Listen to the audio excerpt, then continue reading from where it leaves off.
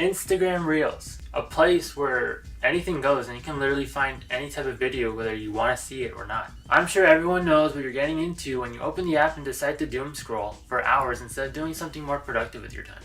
But one of the most prominent reputations that these Instagram Reels get is what I like to call the Instagram music rabbit hole. Yes, depending on how chronically online you are, you've probably heard at least some of these artists pop up in your feed at one point. Now, whether you actually find this music good, you're like a Long Island iced tea. You got me well, I'll leave that up to you. Me personally, I can never really take these artists seriously. Not only do they have a very similar sound and style, but most of the time, it sounds very overproduced and just annoying to listen to. And you could pretty easily pick apart when an artist is just saying a line and hoping that it'll generate buzz or blow up. I hear the term coworker music get thrown around a lot, and I kind of feel like that term is meant for more mainstream music and what you would hear being played at like a only pop radio station or the most popular music in a genre. In a sea of these Instagram artists, there's one in particular who has been taking over my feed for the past couple of months, but he actually sounds like he's coming from a place of genuine care for the art form, and he's writing music that feels fun, catchy, and overall just all over the place. This is Mike Barlow, a 20-something-year-old straight from the Empire State. This guy's a singer, songwriter, and pianist whose trajectory is only getting started. As I said before, artists on this app need to hook the audience with a catchy refrain or chorus, and Mike here is no exception.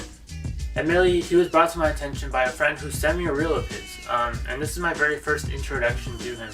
You're like a donut, just one taste and I'll stay glazing you.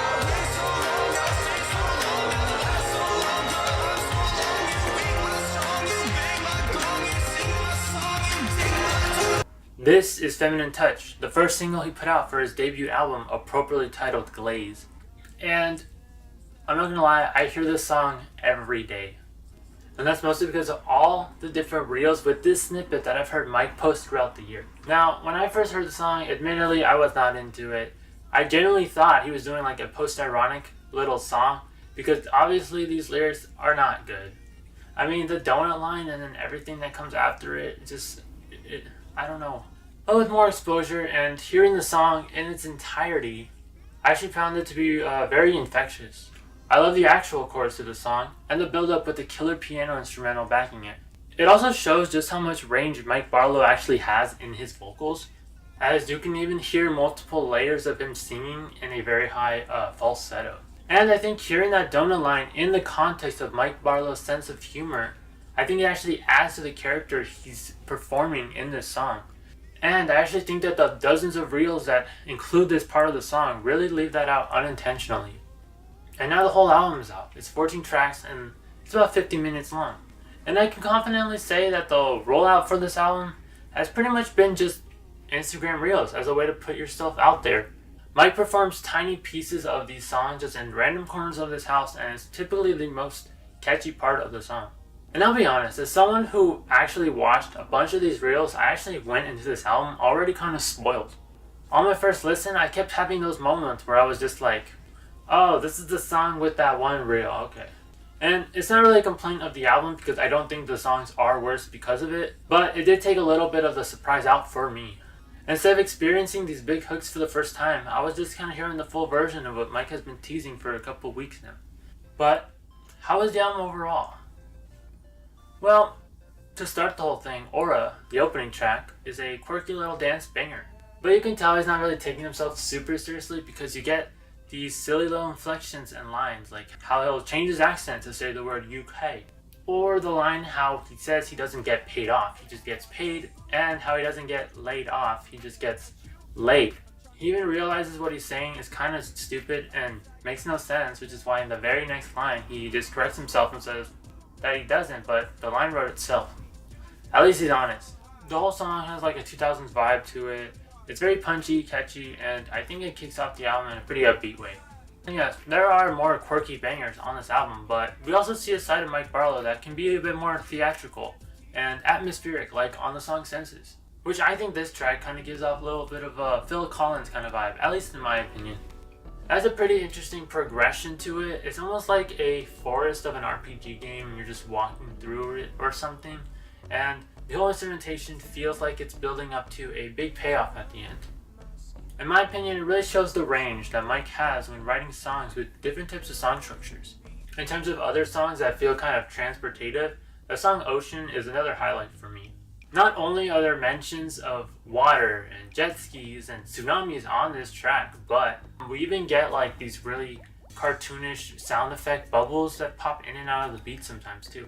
Now, the thing that these aquatic references are talking about in the context of this song, well, let's just say the song is very flirty, downright horny even.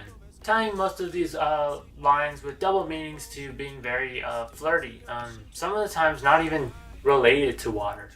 It's a more humorous song, but I do still think it's a pretty fun time, especially with its very groovy melody throughout the whole thing.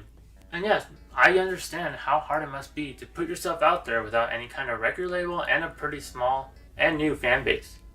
So to find something on here that is pretty decently produced and performed is honestly really impressive.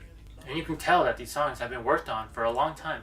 And I know, making music that's better than your typical IG song is setting the bar low. And trust me, Mike knows a lot about that. I think I set the bar low. You got a low price to the bar low, but the bar ain't low. But I see this album as a blueprint for what his signature sound can be in the future. He's more than just a pop artist too, as we hear R&B blends in this album as well in the forms of Amen and the song Lie Like You Love Me.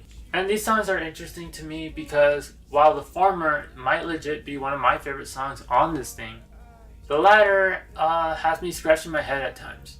Amen is a smooth lovesick ballad that's very dramatic both lyrically and tone-wise, but I absolutely just love the way Mike commits to everything on this song. Yeah, it's a little corny in the track list, but I genuinely really like listening to it every time it's on. Unfortunately, I can't really say the same for the song Lie Like You Love Me, which starts promising enough. I mean, we get a pretty nice little piano intro, and then out of nowhere, these 808s come in and kind of make the whole sound a little darker. But by the time the chorus hits, Mike kind of performs the entire song with a really high falsetto, and it kind of gets obnoxious really quickly, and kind of makes this whole thing a non-starter for me, unfortunately. And while I'm complaining, I wasn't really a fan of the song Knock Off either. Admittedly, I do think most of the track is okay, but an issue I have is the rap verse in the middle of it. It's kind of messy, and I think he just sounds off flow most of the time, even on this very simple beat. He tries to fit so much in these small spaces that he ends up trying to speed up his flow, and then he ends up sounding out of breath. I can't tell if it's part of the character he's putting on, but it makes it sound more awkward than confident. What the Hell, You and I was another single that released for this album on top of Feminine Touch.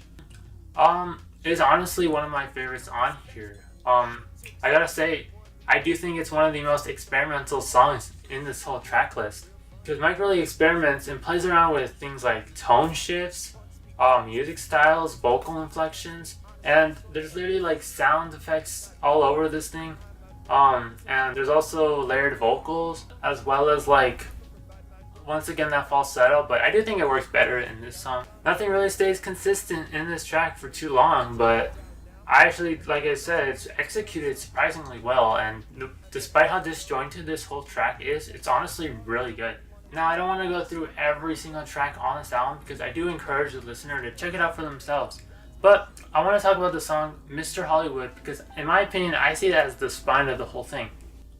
It's one of the bigger changes both stylistically and lyrically. We get a side of Mike Barlow pretty much wanting something bigger out of his music career than just posting these Instagram reels. The thing is, you post these reels in hopes that eventually you'll blow up from one of them, but it's really easier said than done. And this song kind of tells his struggles with that. In the whole song, he personifies the music industry as a character called Mr. Hollywood. Since Hollywood is universally known as being pretty much the whole concept of being famous, but on the same side of that coin, it's also the most exploitative industries in the whole world. The whole track is basically him just calling everything out that's bad about the music industry. Listening to it, you would think that maybe there is a good ending to it. It'll wrap up nicely, there will be some kind of reflection for it. But no, the song kind of just ends. And Mike just kind of has the energy of, I'm not changing who I am for you, so I'm just gonna do my own thing and find another way to succeed. Which I do think that narrative kind of ties into the closing track on this album.